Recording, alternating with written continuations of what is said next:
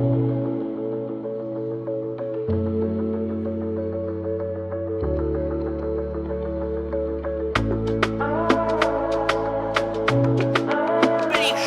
with the team that's currently in third place. It is Le Victoire de Montreal. I'm shocked that the Victoire are here. I'll tell you why in a moment. Let's go through things first in terms of where they currently stand. So the Victoire have played 15 games and have got 27 points on the board across a record of sorry, my literature got a lot of places there. Across their record, I've started it, so I've got to finish it. It stands at 7.305 for a points percentage. Same as the Sirens, 0.500. Scored 33 goals, conceded 21 goals, and that's the least amount of goals conceded in the league so far. Woo! Yeah. Well, not surprising when you've got Amine Desbienne as your starting netminder. Yeah. So. And we all know how hard it is to put goals in the back of the net against Amine Desbienne. Yeah. So, I'm not surprised that the Victoire are in that category to concede the least goals, because I would have thought it would be them or Boston. Yeah. But yeah, and I think that's what's been the Victoire's key thing right now that's got them where they are, is the net mining. Now, I think we had to worry a little bit going into the season about the fact, obviously, they lost Elaine Shuley, which meant that, oh god, how many days Ben's going to be the same situation that Alan Frankel's in? Yeah, having a much more heavier workload and nobody in the backstop to be able to then cover if needed. Yeah, but they've been doing quite well. They've done quite well, and they are scary on home ice. They've only lost one home game, and it was the duel at the top. Are you serious? Are you serious? Oh my fucking... They've not lost at Place Bell? No. Is he serious? Oh my fucking god. Are you... Jesus Christ. Oh my god, right, oh my god. Seriously? Oh my fucking god. Wow, okay. Wow, that's news. Yeah, that's news. Oh my god, seriously? Jesus Christ. Jesus fucking Christ, wow. Now you see why we don't want to play the Victoire in the playoffs? They're a team that feels like if they can get that offense, get that depth, then they would be scary. Well, I've been saying for the last 3 seasons, I've been a Victoire are a team that should really have a World Cup in the bank by now, but they're not, because they are their own worst enemy when it comes to those World Cup playoffs. It's almost like the offense just basically goes on a holiday. It's like straight away on vacation to Benidorm. It's like, seriously, yeah. You know. And they've also been very good in Bears hockey. They are like the Charge. They have yet to lose in overtime or a shootout. That's many thanks to Marie fucking Philippe Poulin. Pluto! Well, he's right. He's right. Both our overtime losses to Montreal been because of her. The fucking wench. Fucking bitch! It's getting nasty. You can tell we're about to go on Olympic mode because it's getting nasty. Oh, fucking bitch! So, no wonder why Montreal's not lost it in overtime show, because of Marie fucking Poulin! What can I say? Captain Clutch does Captain Clutch things! What can you say about that? Like, okay, so, what can you say? You basically go credit game where game's due. You know? But anyway, yeah, right. The reason why I'm so surprised where Montreal's at is because I think all three of us collectively agreed after the expansion process, we all collectively agreed that the Victoire suffered the least amount of losses. Yeah, because they probably heard our protection list show for, oh, Beck! Oh, someone thinks we're going to Ambers as well! Protect! That was you. I know it was. You said, when we did the protection list, you said there's a high chance that both KO Bars and Air Ambrose could go in one fell swoop. You said that. I think not long after we recorded an episode, we got the news that Ambrose had been taking the 4th slot, so they clearly saw you coming. Boy, they clearly saw you coming. They thought, oh, no, we're not having that.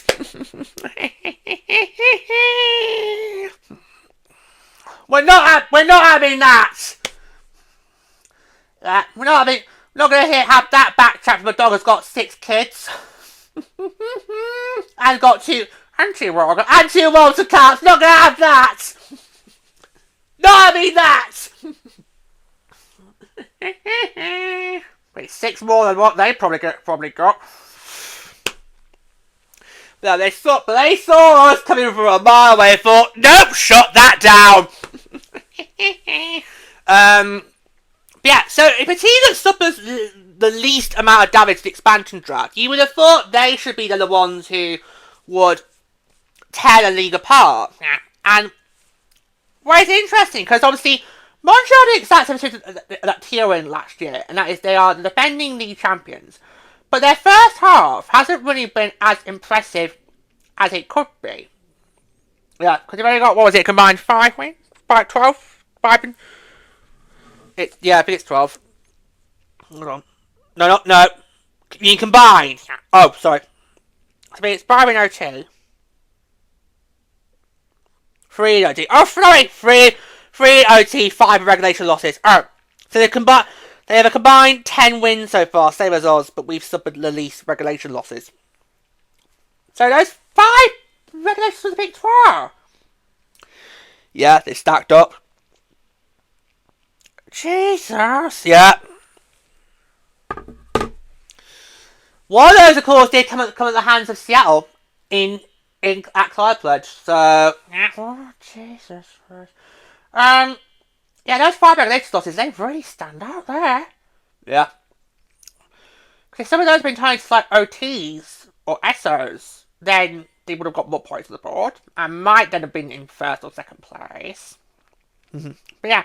But obviously, they lost the damage. I mean, apart from Kaya Barnes and Abby Roque, you're forgetting Jen Gardner. Oh, sorry. Well, apart from those 3, Montreal didn't really suffer that badly, did they, in the expansion process or the free agency? No. Which you're right, George. Therefore, should really mean that they should really be in the same position they were last year. That is literally in the top spot. Yeah. But or at least the protection slot, as we're calling it. Yeah, we are calling 2nd place the protection slot because obviously, if you get 2nd place, you cannot be chosen by the league champions to be their opponent in the semi-finals. It has to be between the 3rd and the 4th place team. So we are calling the 2nd place spot the protection slot. Protection slot. We're calling it the protection slot, which we are currently in, which we're going to go to in a moment. So one of the things is going wrong with Montreal, because obviously Corey Chevrolet is brilliant, reigning coach of the year. Philippe Plan was reigning MVP of the year, and as a reigning coach, reigning goaltender of the year, sorry, got told there, reigning goaltender of the year, so they've got, it's like, it's not, what do you think? Could be depth, could be the problem, need more depth, which we've said plenty of times during the World Cup players, which has been their downfall, but, yeah, it's interesting, because Montreal, again, looks like a team that really could contend for the World Cup. But the pieces don't come together and it just falls apart. Oh, so glad you weren't going to mention jigsaws. I know, I was like, oh, please don't go there. Please don't go down that avenue. No, it's not wet play day. Oh God, dreadful. Oh dear. It's tricky because obviously you've got Amanda's BNs who's literally doing really, really well. Mm-hmm. But it's just the rest of the board. It's just like, what do we say? Because John is right.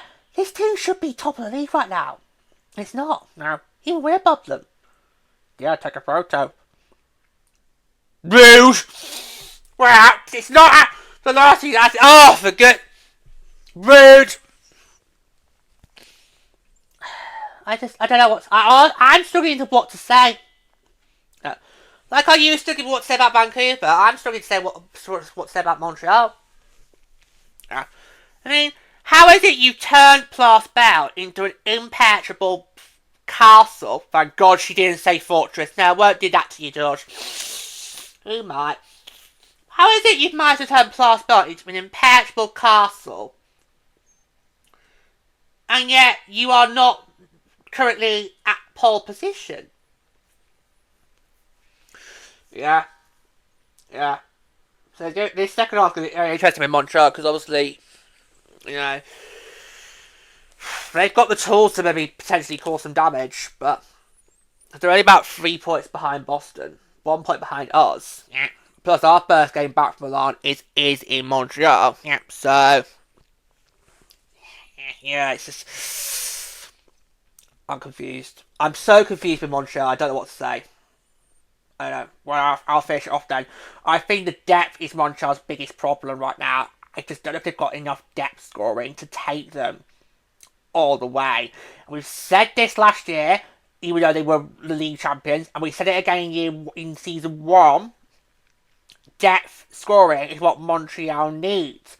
And right now, they're relying heavily on Pelen, and Stacey, and even Roque, who they got the trade from New York. She's actually been more well behaved than I think we all thought she was going to be. Yeah. So, and I remember I was talking about, that's a big blow for Montreal. They've got a troublemaker on their hands, and we're like, really? Yeah, really? Is she New York? Really? Is she? I don't think troublemakers would get a segment on Jocks and Jills. They certainly wouldn't get on Purple Rain. Nah. Yeah, but she's actually finding quite a home in Montreal, Abby Roque. Yeah. So that's really good, because obviously she and Kristen were two big assets they got from New York in the during the draft. And yet, I think both of them are slotted in quite nicely. You might well hold on to those, Montreal. Yeah, you might well hold on to them. Yeah, because that could be easy prime expansion bait. Yeah. But yeah. Like you, I don't know what to say about Montreal. I really don't. Because I just feel like this team, it should be higher in the standings, but it's not. And it's so... I honestly don't know what to make of it. I honestly don't know what to make much, because I feel this team should really be the contenders for the World Cup. But they're not playing, but they're not showing me that right now. Yeah, it just feels like... Yeah. So, should we just get straight to the hopes for the season? Yeah. Second half? Right. I would like to go first this time. For me, my hopes for the season is they figure out the net mining. Because yes, you've got Arnaud SBM, but you also need to have a good, reliable 1B, yeah, which they did have with a 2 league, of course. Now, obviously, she got traded to Toronto. I don't know if Montreal have given the other netminers more of a fair shot compared to what we saw last year. Yeah, so I feel like my hopes is that they figure out a way of how they can handle when Desbian doesn't need to go net. That's what I would say for my hopes for Montreal the second half. Well, I'm going to try and go next. Because I want to take depth scoring. Okay, go for it.